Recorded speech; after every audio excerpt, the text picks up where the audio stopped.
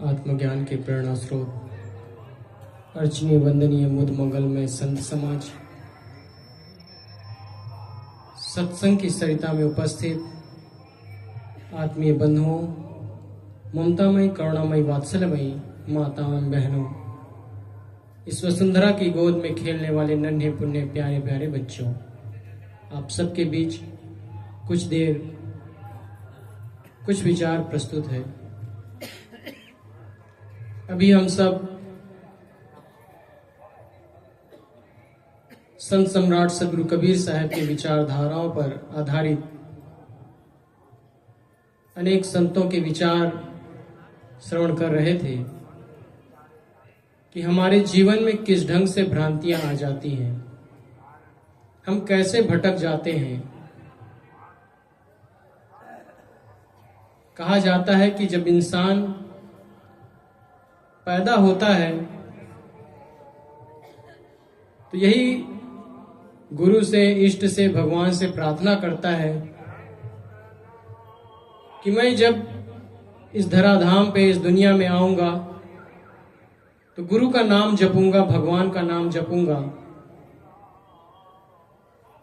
लेकिन जब यहां आकर के माया मोह में, चकाचौंध में, दुनिया के विषय वासनाओं में जब पड़ता है तो वह भूल जाता है कि मैं क्यों आया हूं। और इसी भूल को सुधारने के लिए हमारे बीच संत गुरुजन उपस्थित होते हैं, क्योंकि आप सब जानते हैं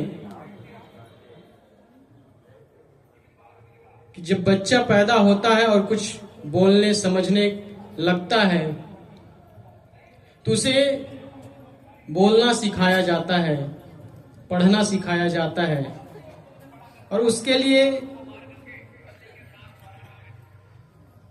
सरकार की तरफ से, समाज की तरफ से अनेक स्कूल हैं, विद्यालय हैं, कॉलेज हैं,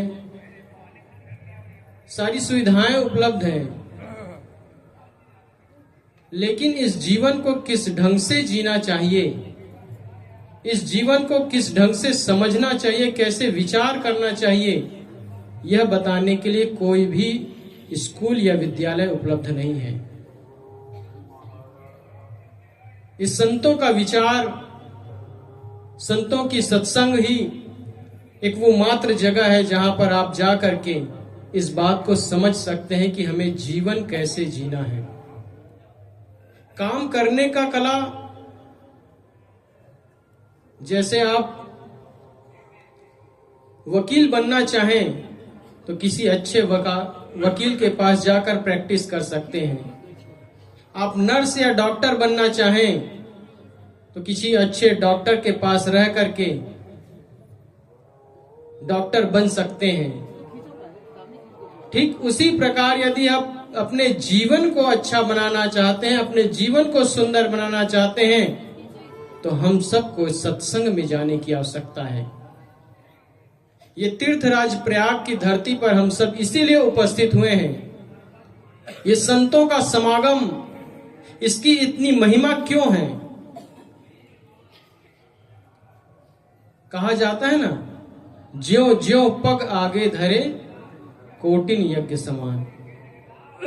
आप सब जानते हैं कि जैसे जैसे किसी तीर्थ में जाने के लिए आपके कदम बढ़ते हैं, पांव चलते हैं, तो आपके हर कदम में एक कोटि मतलब 1 करोड़ यज्ञ, करोड़ों यज्ञ करने का जो फल मिलता है, उसका फल आपको सत्संग में जाने के लिए जब आपका मन बन जाता है उतने में मिल जाता है।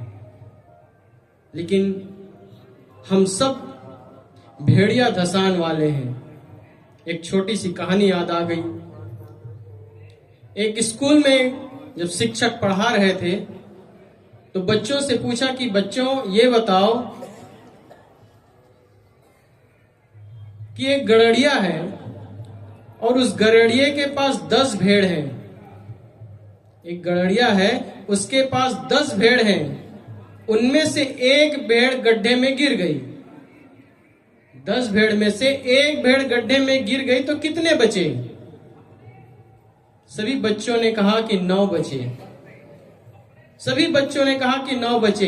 एक बच्चा ऐसा था, उसने कहा कि एक भी नहीं बचे। मास्टर को लगा कि हो सकता है ये बच्चा मेरी बात समझ नहीं पाया होगा, गणित का विषय चल रहा है, 10 में से एक गया तो 9 ही बचेगा।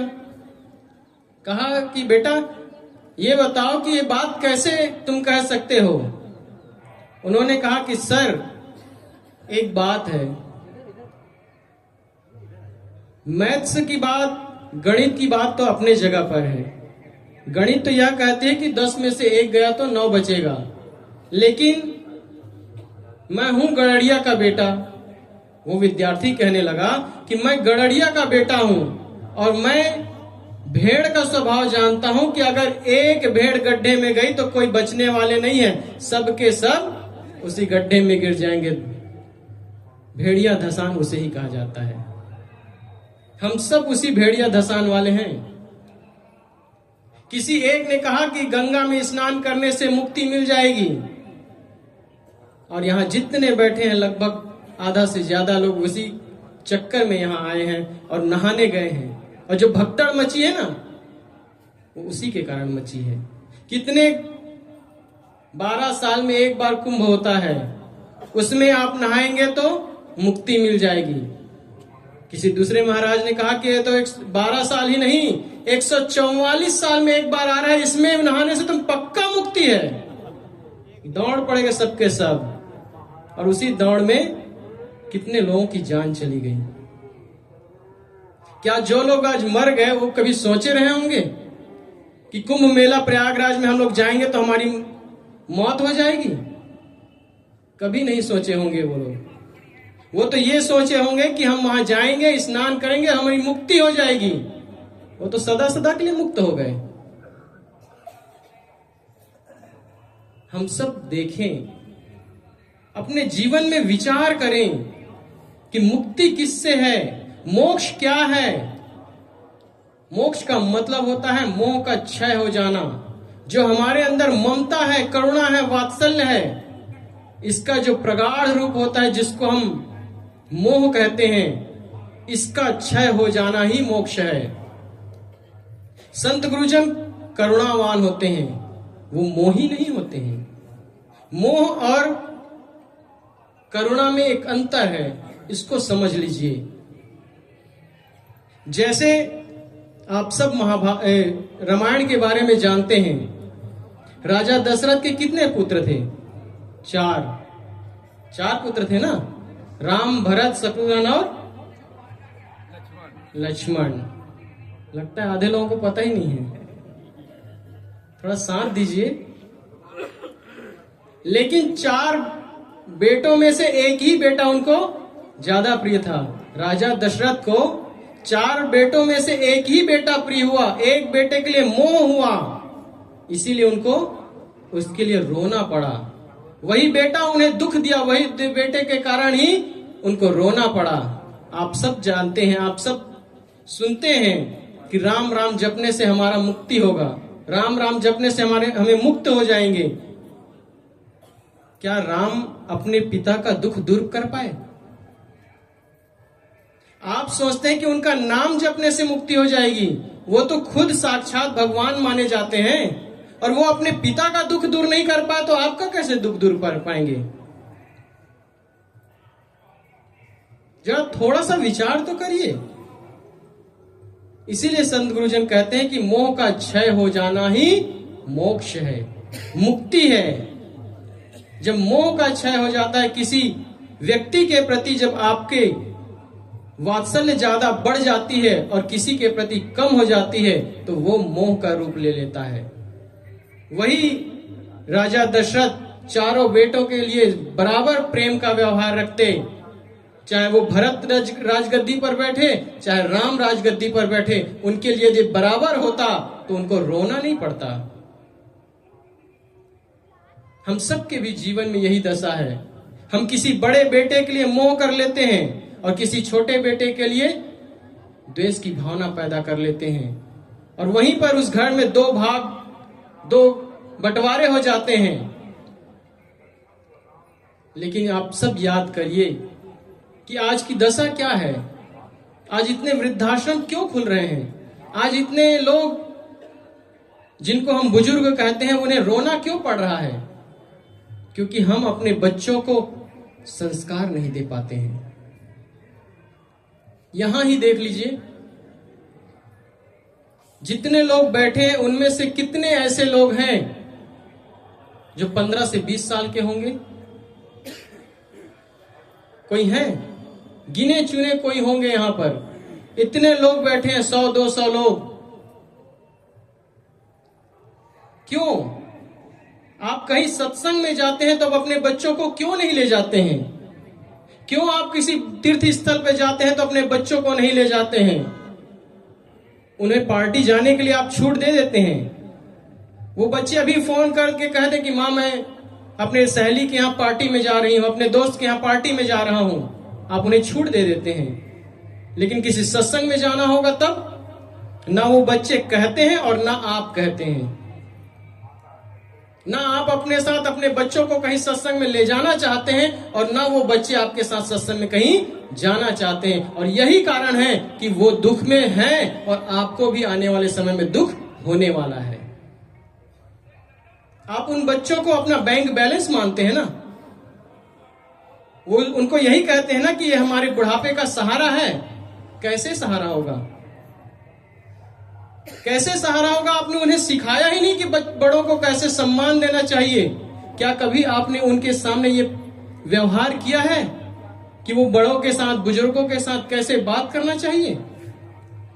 कभी आपने उन्हें सिखाया ही नहीं कि किसी अच्छे व्यक्ति के पास जाकर बैठने से कुछ ज्ञान की बात मिलती है। वो कैसे जाएंगे?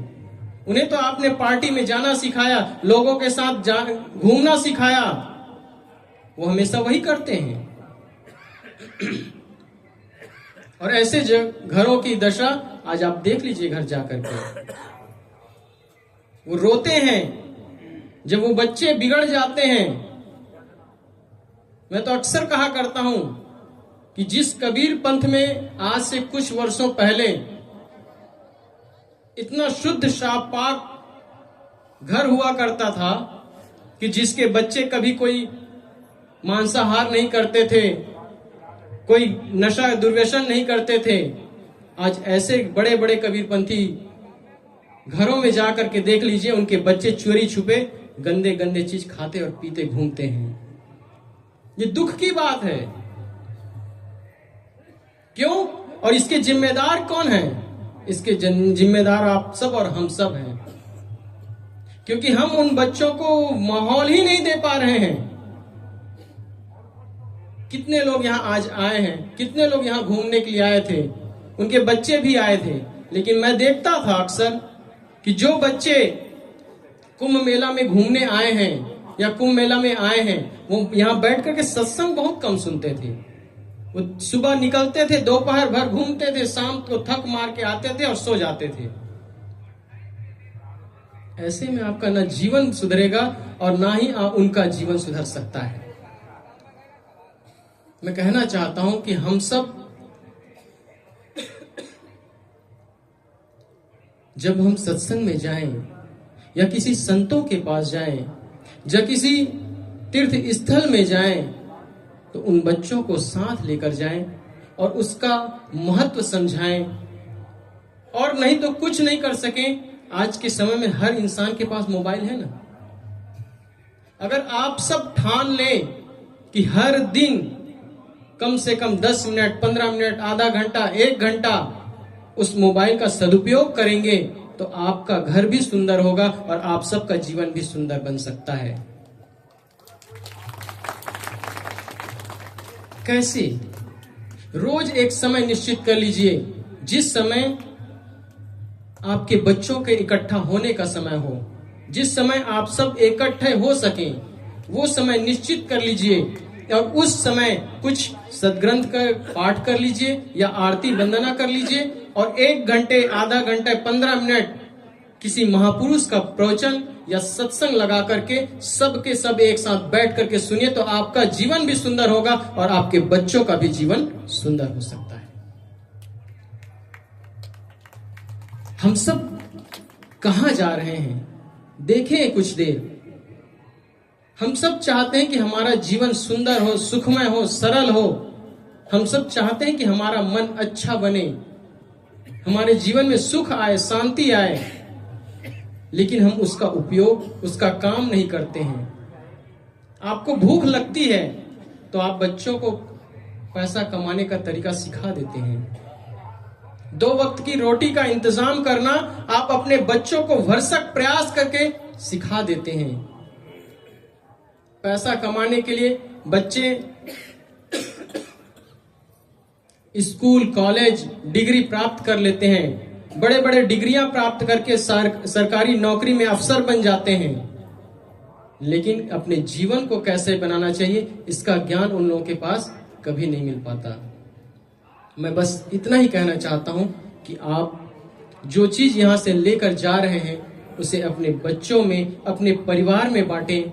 जैसे आप यहां से प्रसाद लेके जाते हैं तो उनको थोड़ा थोड़ा प्रसाद खिला करके सोचते हैं कि वो उस प्रसाद को खाकर तृप्त हो जाएंगे, वैसे ही आप यहां से जो ज्ञान रूपी प्रसाद यहां से लेकर जाते हैं उसे अपने बच्चों में बांटें, उसे अपने परिवार में बांटें और उन्हें भी ये सीख दें, ये समझ दें कि वो अपने जीवन को इस ढंग से ऊंचा बनाएं कि उन्हें कभी दुख ना हो, कभी पीड़ा ना हो, कभी कष्ट में ना हो।